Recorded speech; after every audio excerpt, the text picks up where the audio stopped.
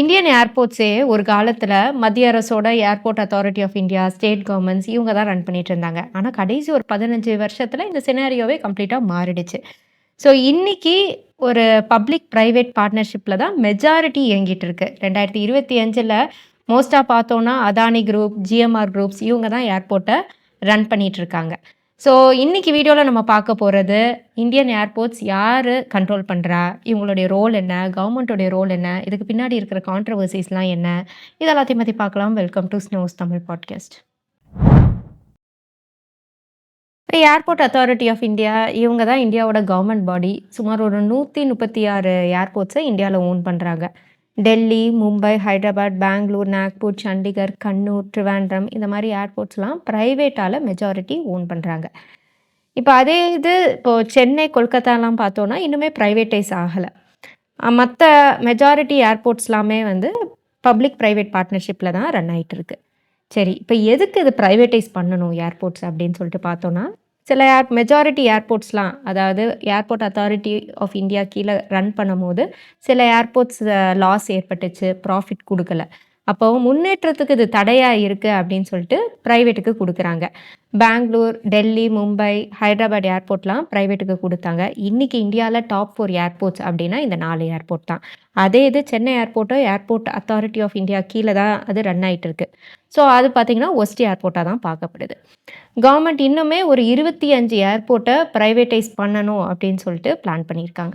இப்போ இந்த public private partnership அப்படின்றது ரெகுலேட்டரி கண்ட்ரோல், அதாவது இந்த சேஃப்டி ஆஸ்பெக்ட்ஸ் செக் பண்ணுறது, இது எல்லாமே Airport authority of India manage பண்ணுவாங்க. மற்றது இந்த கமர்ஷியல் ஆஸ்பெக்ட்ஸ் எல்லாமே ப்ரைவேட் கம்பெனிஸ் மேனேஜ் பண்ணுவாங்க.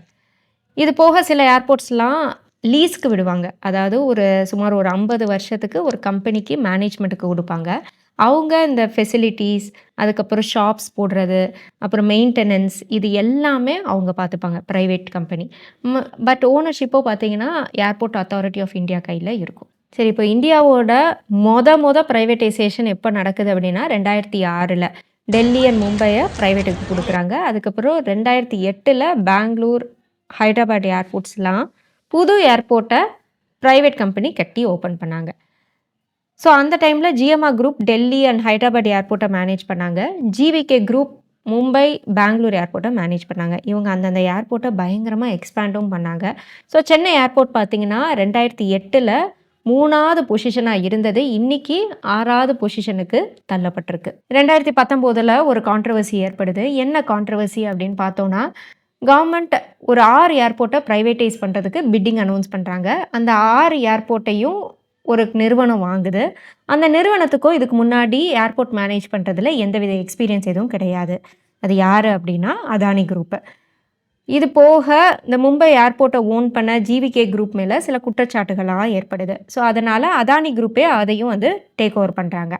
ஸோ இன்றைக்கி இந்தியாவோட பேசஞ்சர் டிராஃபிக் ஒரு 50% ப்ரைவேட் குரூப் தான் ஹேண்டில் பண்ணுறாங்க. அந்த 50%ல் 27% ஓன் பண்ணுறது அதானி குரூப் தான்.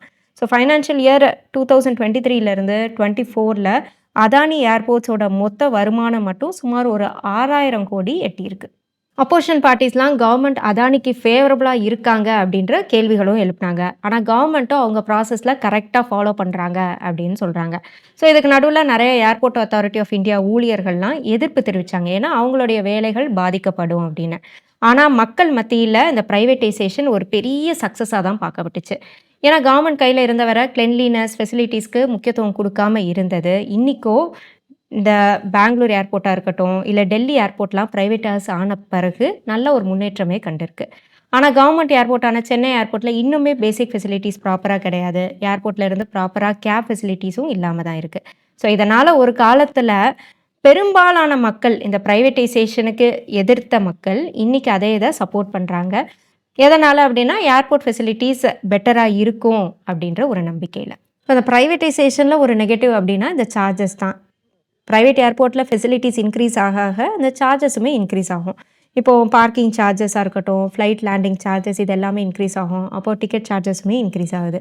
ஸோ இவ்வளோ கம்ப்ளைண்ட்ஸ் அப்புறம் எதிர்குரல்கள் இது எல்லாமே வந்தாலுமே இன்னுமே கவர்மெண்ட் ஏர்போர்ட்டை ப்ரைவேட் பண்ணுறதில் புஷ் பண்ணிகிட்டே தான் இருக்காங்க. ஏன்னா இது மூலமாக கவர்மெண்ட்டுக்கு ஒரு பெரிய பேர்டனும் கம்மியாகுது. அதே நேரத்தில் ஏர்போர்ட்டோட ஃபெசிலிட்டிஸுமே உலக தரத்துக்கு இம்ப்ரூவும் ஆகுது.